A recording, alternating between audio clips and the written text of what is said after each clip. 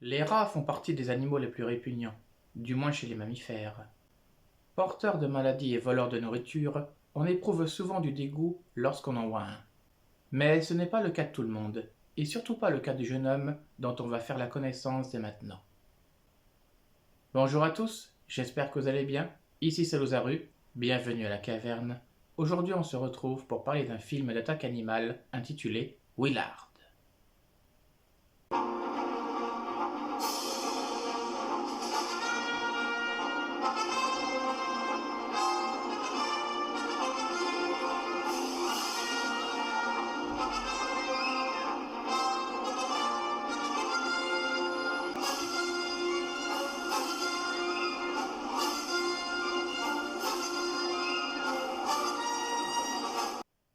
Âgé de 27 ans, Willard Style est un jeune homme très timoré. Il ne possède aucun ami de son âge et vit toujours dans le manoir familial auquel il est très attaché. Deux problèmes le hantent constamment. Premièrement, sa mère Henrietta, veuve depuis quelques années, le couve beaucoup trop et apparaît toujours sur son dos, l'empêchant de se développer en tant qu'adulte.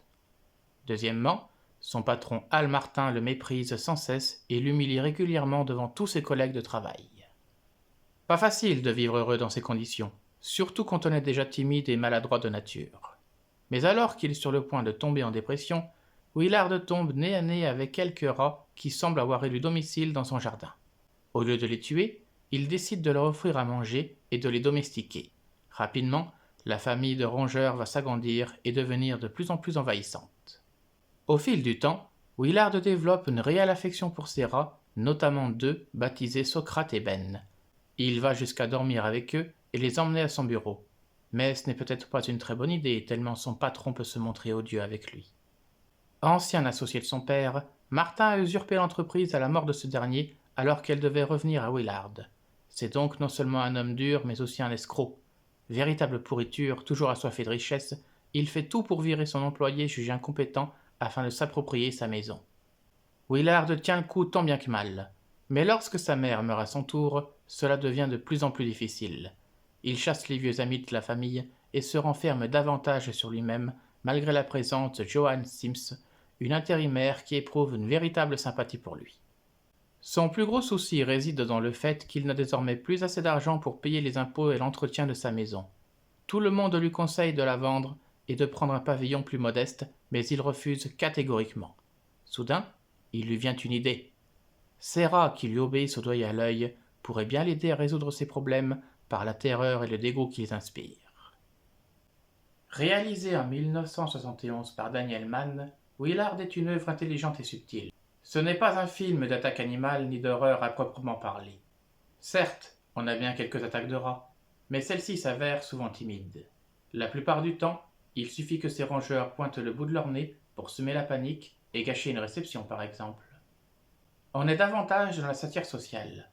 Willard est un héros qui attire autant la répugnance que la compassion. Incapable de nouer des relations avec les autres et trop étourdi dans son travail, on comprend aisément pourquoi il est en quelque sorte la risée du quartier. C'est un fils de bourgeois qui ne parvient pas à se hisser au niveau de son père et qui a du mal à l'admettre. Son manoir est presque un personnage à part entière. Beaucoup trop grand pour Willard et sa mère, il regorge de richesses qui appartiennent à un temps passé, aujourd'hui révolu. Pour notre jeune homme, c'est le dernier vestige de son enfance et peut-être son symbole d'espoir en une vie meilleure. Voilà pourquoi il ne veut pas le lâcher, quoi qu'il en coûte. Si l'on peut aisément détester Martin, les amis d'Henrietta ne valent guère mieux. Ils apparaissent surtout comme de vieux vautours, à l'image de Charlotte Stassen.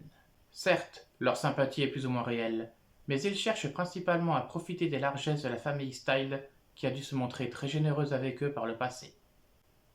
Passons maintenant aux rats. Ceux-ci possèdent des caractères distincts. Socrate se montre très affectueux, tandis que Ben n'en fait qu'à sa tête. Cela ne l'empêche pas d'être le leader de la horde. Particulièrement rancunier, il fera payer à quiconque lui fera du mal. En témoigne la scène finale plutôt imprévue et très réussie, qui sonne un peu comme une morale. La mise en scène est soignée. Certes, le rythme est assez lent, mais l'histoire est bien écrite. On se doit de féliciter les acteurs. Ernest Borgnine livre une excellente partition comme il sait le faire dans le rôle de Martin. Quant à Bruce Davison, il manipule les rats à sa guise et incarne en Willard un héros fragile, perdu et sans charisme. chose qui ne devait pas être facile à accomplir. Injustement méconnu, Willard se révèle comme une jolie surprise. Je n'irai pas jusqu'à parler de pépites, mais c'est un bon film sans violence et avec un léger soupçon de propos dérangeants qui mérite le visionnage. D'ailleurs, il a eu droit à une suite en 1972 intitulée Ben et à un remake en 2003, signe de la puissance de son intrigue. Pour ma part, je lui décerne un 7 sur 10. C'était Lotaru. Merci d'avoir regardé cette vidéo. N'hésitez pas à la liker, la commenter, la partager et à vous abonner si ce n'est pas déjà fait. Sur ce, je vous dis à la prochaine dans la caverne pour une nouvelle chronique.